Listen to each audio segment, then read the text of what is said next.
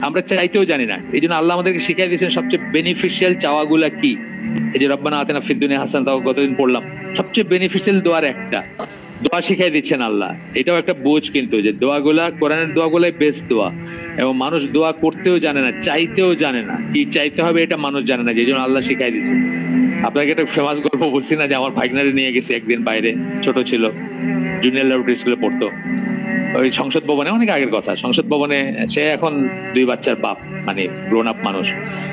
তো ঘুরে টুরে বলছে, কি মানে কি চাস তুই, মানে তোর যা বলবি ইনশাল্লাহ দেওয়ার চেষ্টা করবো আমি, বল কি চাস তুই।